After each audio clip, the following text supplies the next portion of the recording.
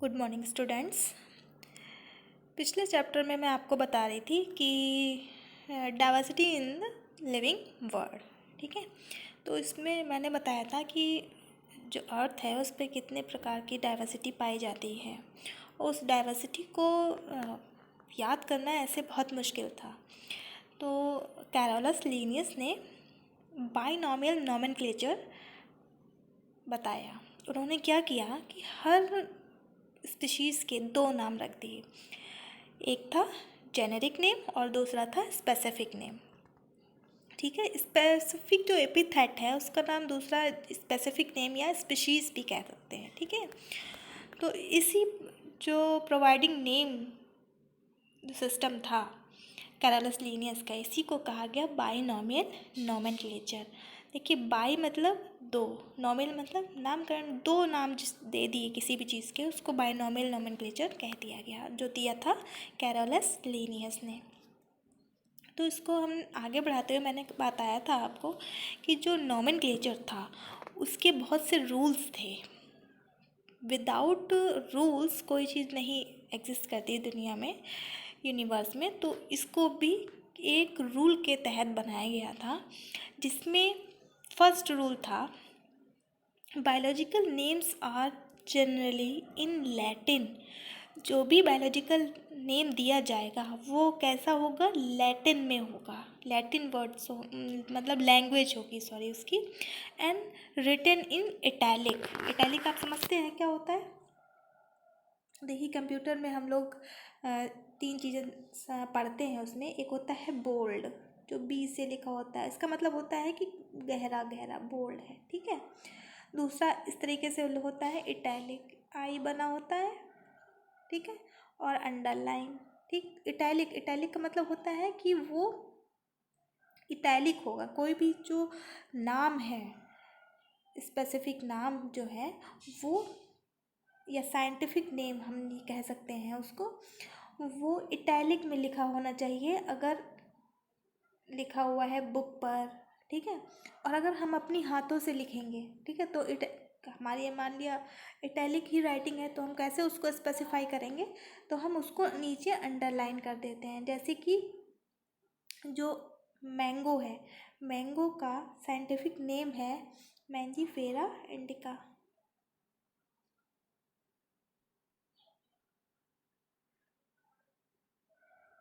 देखिए, जो genetic name होगा उसका फर्स्ट लेटर कैपिटल बनेगा और स्पेसिफिक नेम का लेटर वो पूरा स्मॉल में लिखा जाएगा, इंडिका, ठीक है। इसको लिखते टाइम जब हम अपनी कॉपी पर लिखेंगे या हम ब्लैक बोर्ड पर लिखेंगे तो इस तरीके से अंडरलाइन करते हैं, अलग अलग अंडरलाइन, ठीक है। तो वो इटैलिक होना चाहिए। दे आर लैटिनाइज और derived from Latin irrespective of their origin, ठीक है। नेक्स्ट है the first word in the biological name represent the genus. जो फर्स्ट नेम होगा, जैसे कि ये देखिए मैंजीफेरा इंडिका का ये फर्स्ट नेम है, ठीक है, और ये सेकंड नेम है, ठीक। फर्स्ट नेम जीनस, इसको हम कहेंगे जीनस, और जो सेकंड नेम होगा ये, इसको हम कहते हैं स्पेसिफिक एपिथेट या स्पीशीज, ठीक है। Second component denotes the specific epithet. Next है third, both the words in a biological name when hand written. अब मैं आपको बता चुकी हूँ ना कि अगर हैंड रिटन है तो सेपरेटली अंडरलाइन, उनको सेपरेटली अंडरलाइन करेंगे, ऐसे नहीं लिखेंगे बिल्कुल भी, जैसे कि मैंजीफेरा लिखा हुआ है और मैंने अंडरलाइन कर दिया पूरा इसको, नहीं, गलत। कैसे हम करेंगे? देखिए, मैंजीफेरा को अलग अंडरलाइन, इंडिका को अलग अंडरलाइन, बिल्कुल यहाँ से स्टार्ट करेंगे, ठीक है। Are separately underline and printed in italic, और जब प्रिंट करते हैं तो वो इटैलिक होना चाहिए, ठीक है। फोर्थ है the first word denote the genus start with capital letters. First word genus का कैपिटल लेटर से स्टार्ट करेंगे और स्पीशीज़ को पूरा स्मॉल लिखेंगे।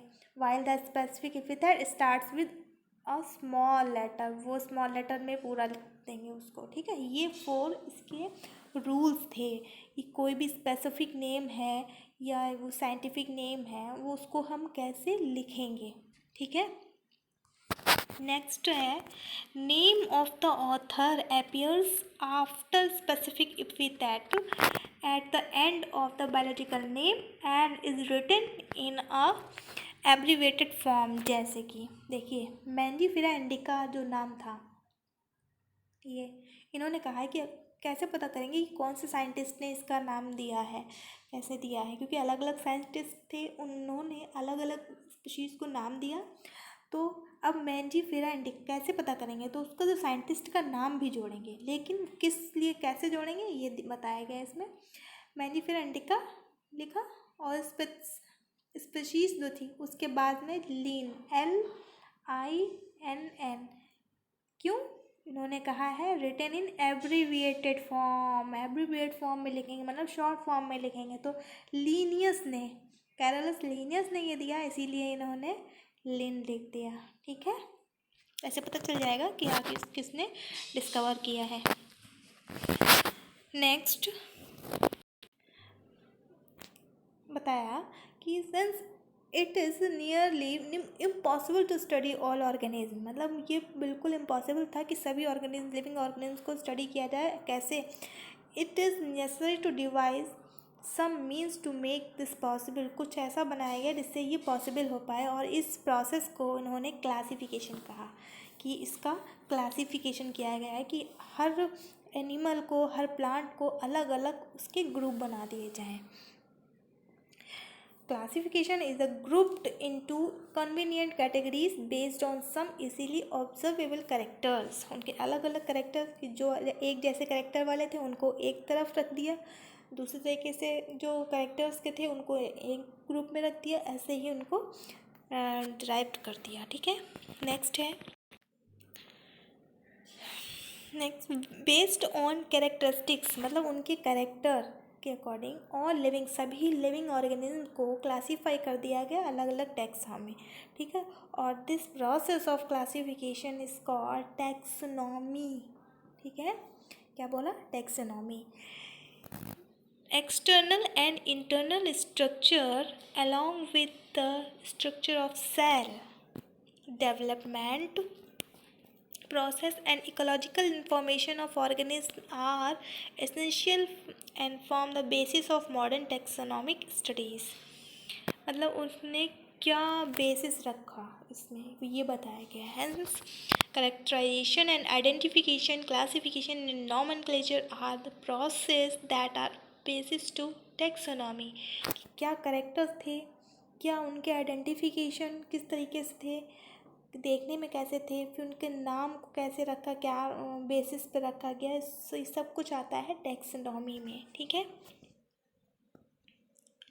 नेक्स्ट आता है कि टैक्सोनॉमी वो ह्यूमन बींग्स और सभी जो ऑर्गेनिज्म थे उनको, उनके बीच में एक रिलेशनशिप था, मतलब इस सभी को सिस्टमैटिक्स के ब्रांच में डिस्कवर किया गया। और उसके बाद में इसको, मतलब ये जो सिस्टमैटिक है वो है क्या। The word systematics is derived from the Latin word systema which means systematic arrangement of organism, ठीक है। मतलब जो भी ह्यूमन बींग्स या जो भी ऑर्गेनिज्म था उनको एक अरेंजमेंट, सिस्टमैटिक अरेंजमेंट से रखा गया और उसी को सिस्टमैटिक्स कहा गया, ठीक है। लीनियस, जो लीनियस साइंटिस्ट थे, Linnaeus use systema naturae as the title of his publication. Question very important कि सिस्टेमा नेचुरे किसकी बुक थी, ठीक है, तो किसकी थी, लीनियस की, वेरी इंपॉर्टेंट, ठीक है। Next systematics includes identification and nomenclature and classification, मतलब ये सारी चीज़ें हैं। उसे आइडेंटिफिकेशन मतलब उनको पहचान करना, नाम देना, और उसका क्लासिफिकेशन करना कि किस ग्रुप में है तो उसको उस ग्रुप में रखा जाए, ये सब कुछ सिस्टमैटिक्स के अंतर्गत आता है। जैसे systematics takes into account evolutionary relationship between organism, और ये बताता भी है कि कौन सा ऑर्गेनिज्म तुम्हारे नज़दीक है, यानी क्या किसका क्या रिलेशनशिप है तुमसे, ठीक है, कौन तुम्हारे एंसेस्टर्स थे, ये सब कुछ बताता है कौन, सिस्टमैटिक्स। नेक्स्ट आता है taxonomic categories. Classification involves hierarchy of steps in which each step represent a rank और कैटेगरी। हियरार्की क्या होता है कि रिप्रेजेंटेशन है किसी भी स्टेप का, मतलब हम स्टेप बाय स्टेप हम किस ग्रुप में या किस कैटेगरी में आते हैं वो बताने का, ठीक है। The category is a part of overall taxonomic arrangement, it is called taxonomic category, ठीक है। And all categories together constitute the taxonomic hierarchy.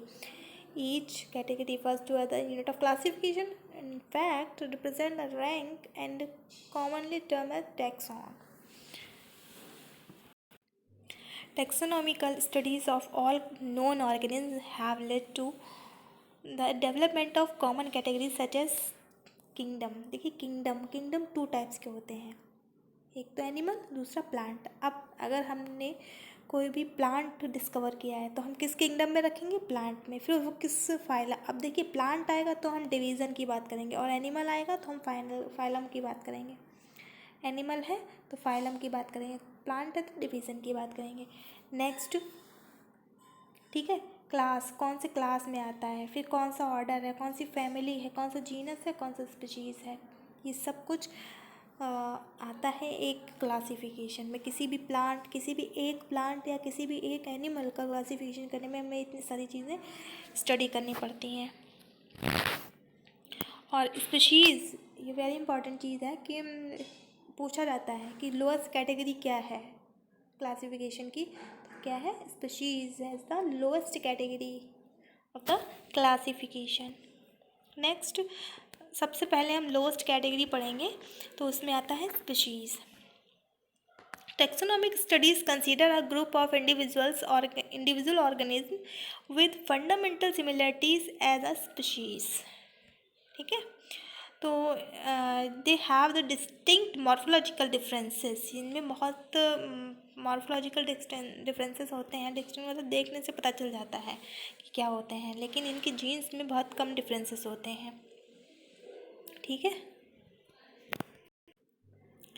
तो हम कैसे डिस्क्राइब करेंगे, देखिए जैसे कि हम एक लेते हैं सोलेनम नाइग्रम,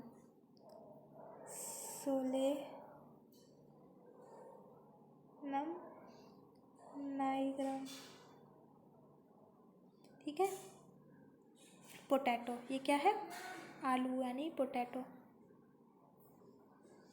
दूसरी है सोलेनम, सॉरी पहला है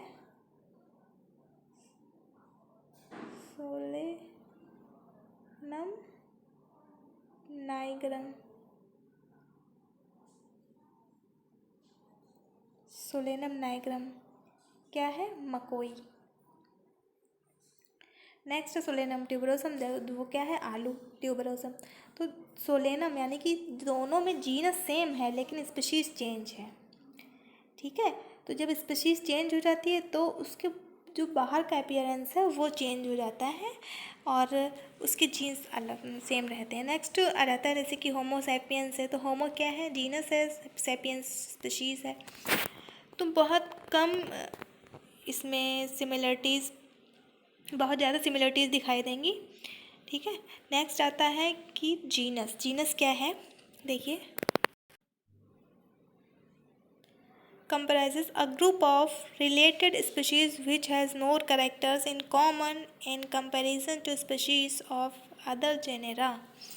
For example, potato and brinjal are two different species, मतलब स्पीशीज़ इनकी अलग अलग है, but both belongs to the genus Solanum. इनका जो जीनस है वो सेम होता है। क्या होता है दोनों का? सोलेनम। लायन एंड लेपर्ड दोनों ही पैंथेरा दोनों का जो जीनस है वो पैंथेरा है, बट इनकी स्पीशीज़ अलग होती है। लायन की लियो होती है और लेपर्ड की पैरडस होती है। और टाइगर भी पैंथेरा है, बट क्या है? टिग्रिस है। क्या है? टिग्रिस। तो ये होता है, जीनस बहुत सेम हो सकते हैं लेकिन उनका अपीयरेंस बहुत अलग अलग होता है। With several common features are all species of the genus Panthera. ठीक है, नेक्स्ट आता है family. Family has a group of related genera with still less number of similarity as compared to genus and species।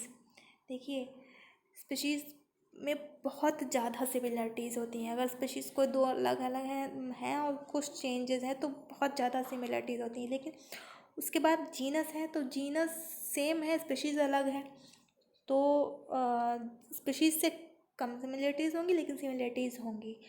लेकिन अगर family एक है और तो उसमें थोड़े से डिफरेंसेस आ जाते हैं। ठीक है, families are characterised on the basis of both vegetative and reproductive features of plant species. मतलब उनके वेजिटेटिव और रिप्रोडक्टिव दोनों हम बेसिस पे हम उनको कैटेगराइज करते हैं।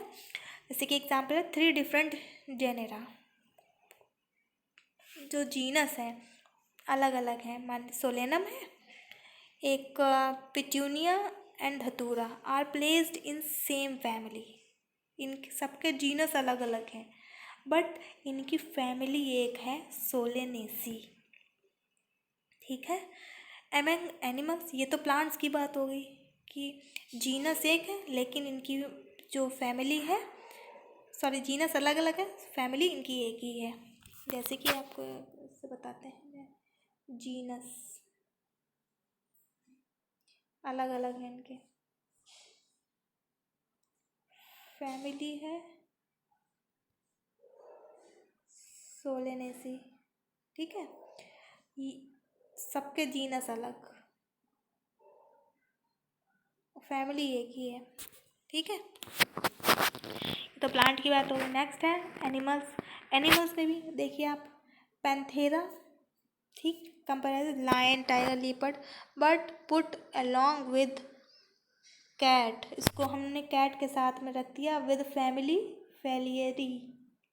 क्या है? फैलिडी।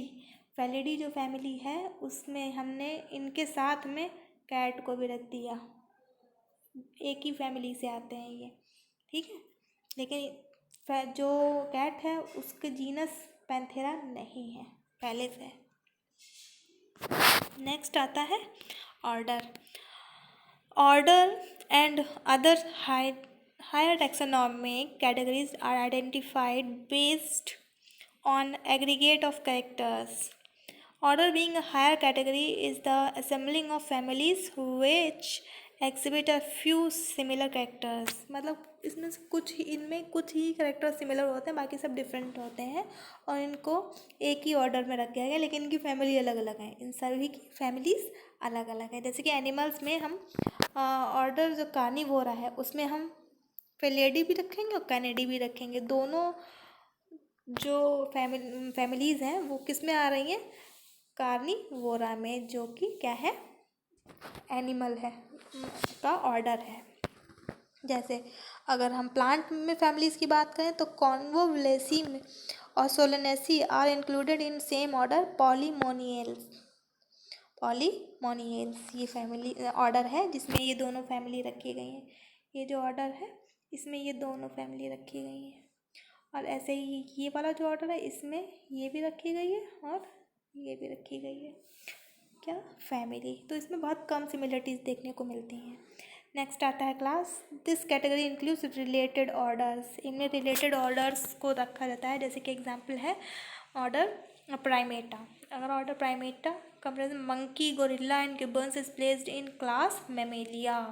जो बच्चे देने वाले होते हैं उन मैमेलिया में नेक्स्ट को अदर में रखा जाता है। Next phylum. Class comprising animals like fish, amphibian, reptiles, birds, along with mammals, constitute the next higher categories called phylum. Based on the common feature, ये इसमें कॉमन फीचर्स को बेस करके इसको कैटेगराइज कर दिया गया है बहुत सारे फाइलम्स में, और अलग अलग फाइलम में इसको रखा गया है। ठीक है, नेक्स्ट आता है किंगडम। और किंगडम तो आपको पता है दो होते हैं, एक होता है एनिमल किंगडम, दूसरा होता है प्लांट किंगडम। तो एनिमल को एनिमल में रखा जाएगा, प्लांट को प्लांट में रख दिया जाता है,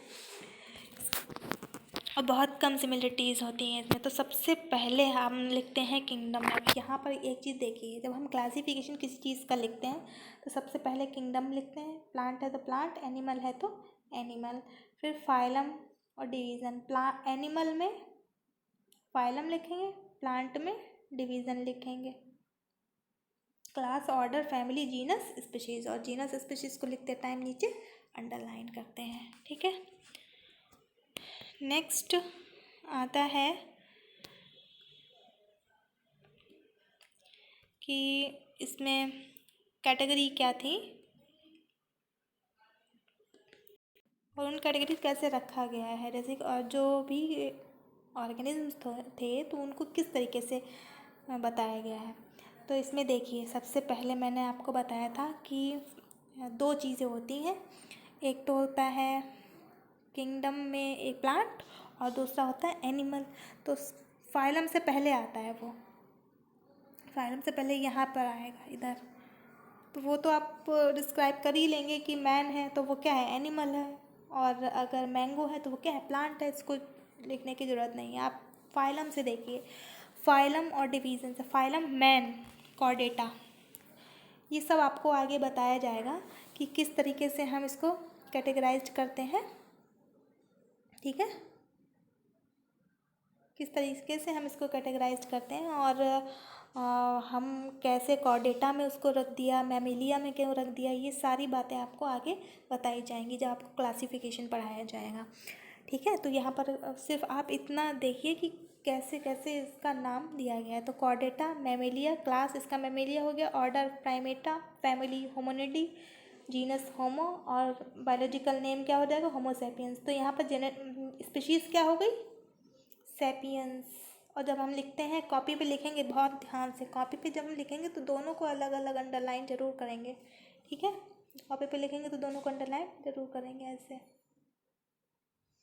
ठीक, तो इस तरीके से ये सबका क्लासिफिकेशन है। तो अगर पूछा गया एग्ज़ाम में कि मैंगो का क्लासिफिकेशन बताइए, तो सबसे पहले आप क्या लिखेंगे, किंगडम,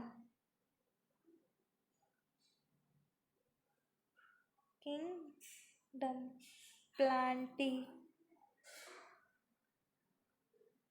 ठीक है, फिर डिवीज़न, क्योंकि क्या है, प्लांट है, इसीलिए क्या हो गया डिवीज़न इसका, एंजियोस्पर्मी। देखिए क्या है, एंजियोस्पर्मी। फिर इस डिवीज़न के नीचे आ जाएगा क्लास। इस तरीके से नीचे नीचे लिखते जाएंगे। ठीक है, और क्लास क्या हो जाएगा, डाइकोटिलेडनी। क्या होता है डाइकोट, ये सब आपको बाद में पता चलेगा। ठीक है, इस तरीके से लिखते चले जाएंगे। फिर उसके बाद ऑर्डर लिखेंगे, उसके नीचे नीचे निक करते चले जाएंगे। ठीक है, यहाँ पे स्पेस नहीं था इसलिए मैंने उसको हटा दिया। ऑर्डर आ जाएगा सेपिनेडल्स, फिर फैमिली आ जाएगी, फिर आ जाएगा जीनस मैग्नीफेरा, और स्पीशीज़ आ जाएगी इंडिका। ठीक, इसे सभी का क्लासिफिकेशन लिखते हैं। अब आ जाता है टैक्सोनॉमिकल एड्स। तो टैक्सोनॉमिकल एड्स में क्या लिखेंगे, प्रोसीजर क्या है, कि टेक्निक्स क्या है उसकी, किसी भी चीज़ के स्पेसिमन बनाने के लिए उसको इन्फॉर्मेशन, मतलब कोई भी चीज़ है उसको हम कैसे प्रिजर्व कर सकते हैं आगे किसी भी इंफॉर्मेशन को लेने के लिए।